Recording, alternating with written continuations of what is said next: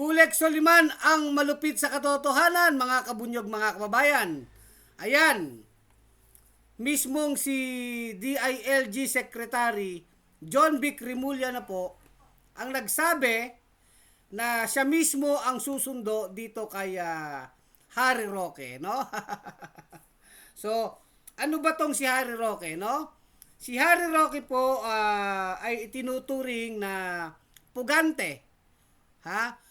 Si Harry Roque po ay pugante sa ilalim ng batas ng Pilipinas, no? Bakit po siya sinasabing fugitive from justice o pugante?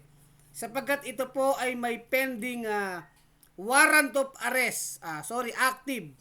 Aktibo po yung kanyang warrant of arrest at meron po itong kaso, bakit siya aarestuhin? Dahil po sa qualified human trafficking. So napakabigat.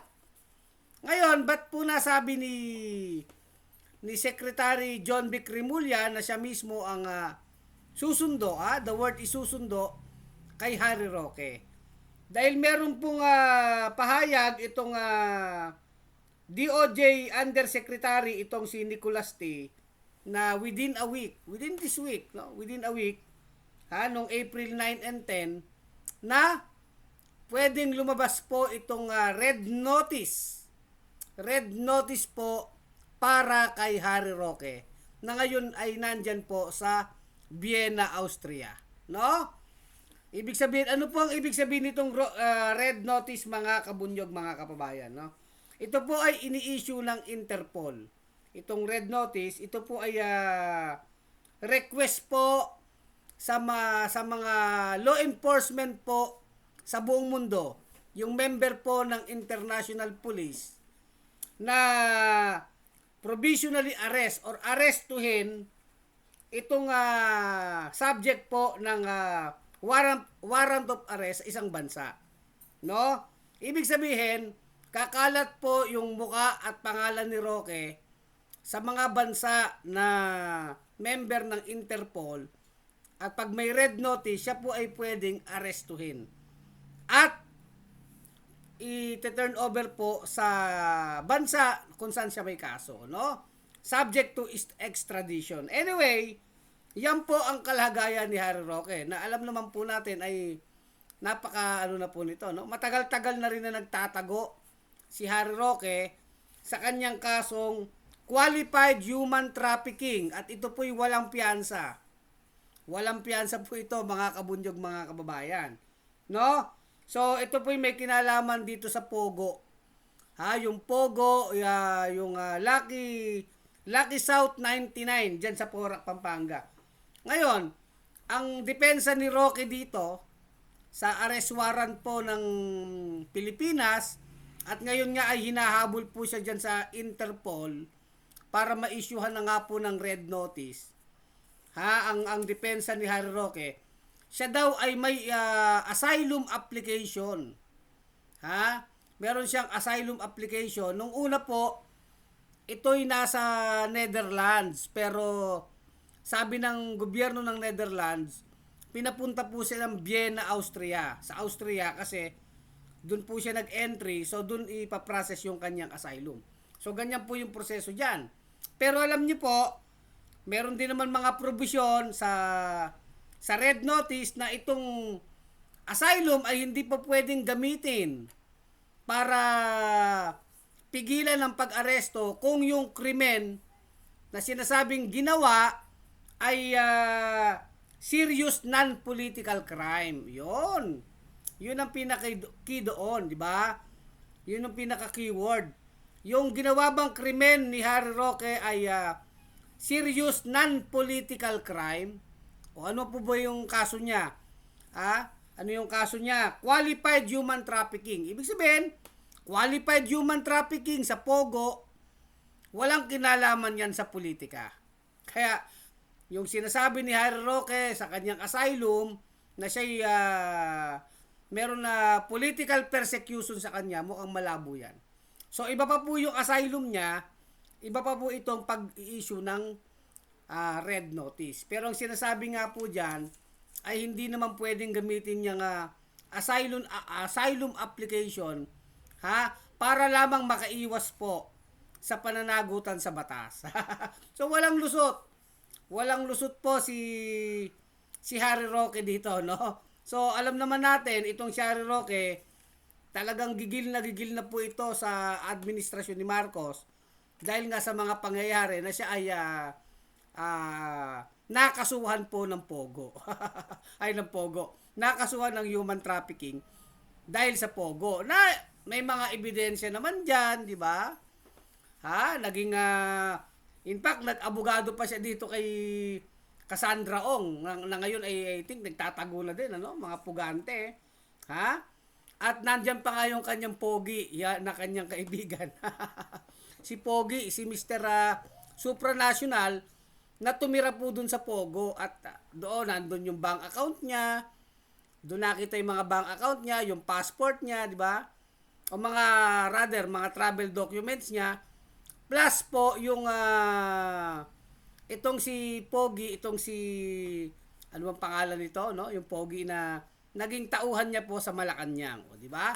At travel buddy niya yan, ha? Travel buddy niya, no? So, ano yan eh.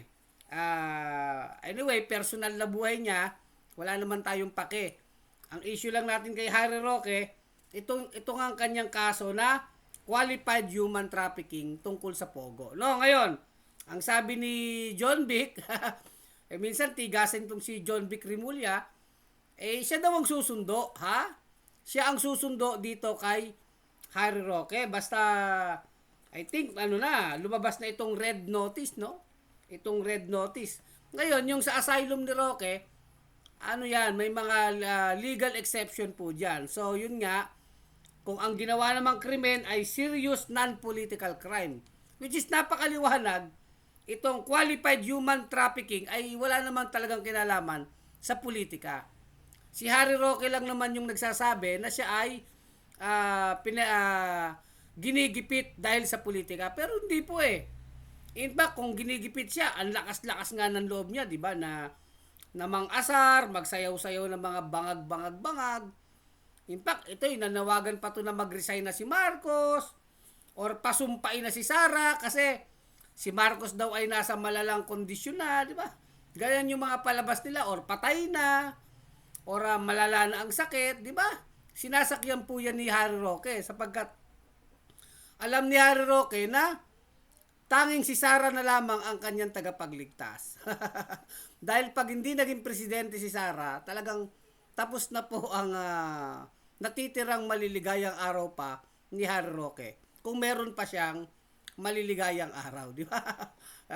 Talagang karma is digital, di ba? Naalala natin yung sinabi niya kay dating Senador Laila de Lima na mabulok sa kulungan, mukhang sa kanya po bumabalik ang tadhana. Mukhang siya talaga ang makukulong, no? Ngayon, alam nyo, bukod po dito, ang problema talaga ni Harry Roque ay kinancel na po ang kanyang passport.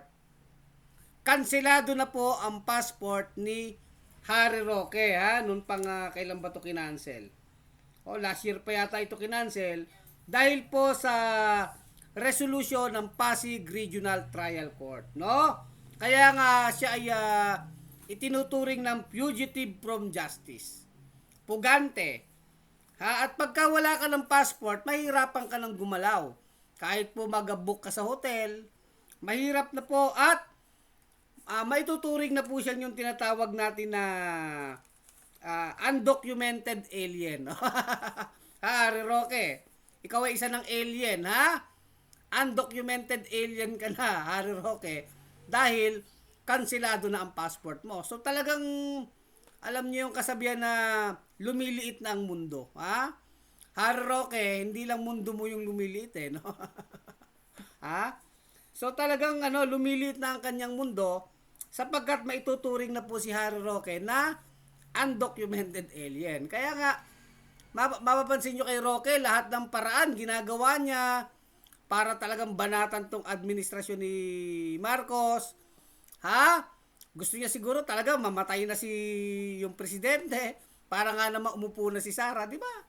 Talagang mga wishful thinking po yan ni Harry Roque dahil talagang alam ni Harry Roque nakasalalay kay Inday ang kanyang buhay.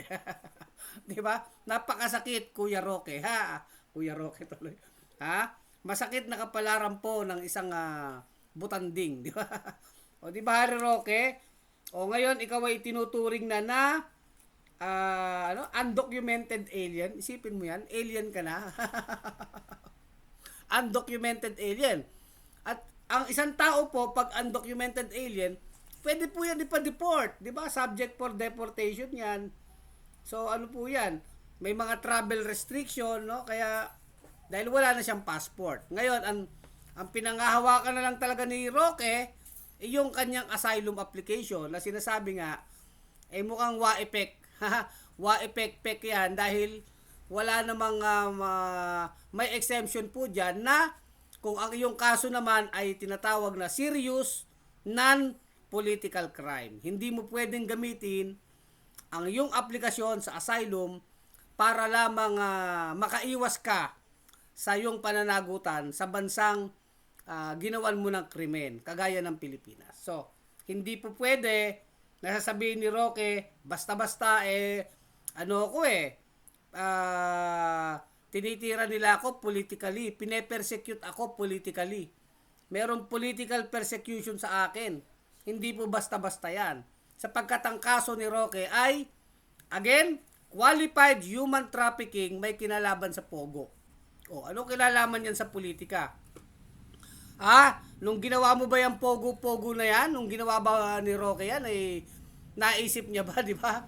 Di ba nasa kapangyarihan sila nun nung ginagawa niya tong mga Pogo-Pogo na to, no? Pinatira niya pa nga yung Pogi doon sa Pogo, di ba? So, anong kinalaman nito sa politika, ha? At ngayon ay lilitisin ka sa batas ng Pilipinas, ano? Kaya kung sakasakali po, kung makukumpirma po at talagang matutuloy itong pag-i-issue ng red notice kay Harry Roque ay sinasabi po ni DILG Secretary John Vic Remulla na siya mismo ang susundo dito kay Harry Roque, di ba? Kumbaga pagdating ni John Vic Remulla sa Vienna, Austria, sasabihin ni John Vic, dito na mi. Harry, dito na mi. Where na you? Where na you? Ang mga balita nga po, dahil kahit yung pag-hotel ni Harry Roque, pagbubuking sa hotel ay mahirap dahil wala siyang passport, mukhang itong si Harry Roque ay nakikitira na lang, no? Nakikitira sa mga, kapwa niya DDS, di ba? Pero, alam nyo, lahat ng kalokohan po talaga may hangganan, no? Walang utang na hindi pagbabayaran. Kaya, talagang weather lang yun, ano? Panahon lang yan, Harry Roque, no? May panahong nasa taas ka, ngayon naman ay nasa hindi ka lang nasa baba, kundi isa kang undocumented alien, di ba? Undocumented alien, kansilado ang passport, at anytime ay susunduin ka ni John Vic Remulla. Di ba? Yan po ang talagang rito, masaya, no? Sapagkat tayo naman, regardless of politics, ang gusto naman natin sa Bunyog, katarungan, managot ang dapat managot. Di ba? Harry Roque, kaya magdasal ka na kay Kibuloy, magdasal ka na uli. Araw-araw ka magdasal sa espiritu ni Kibuloy na yung pinapangarap nyo na maging presidente si Sara, pero mukhang malabo pa po sa sabaw yan ng pusit. Dahil kahit si Sara ay katakot-takot po ang problema sa buhay. Katakot-takot. Hindi lang sa politika, sa buhay, di ba?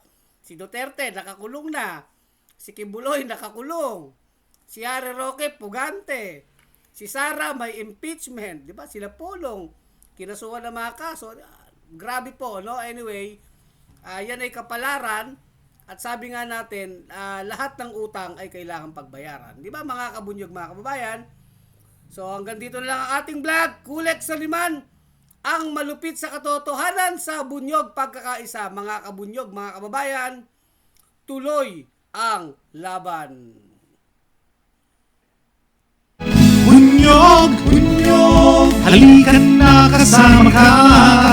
Bunyog, kapag buklod ay may pag-asa. Luzon, Visayas, Mindanao, isang pananaw.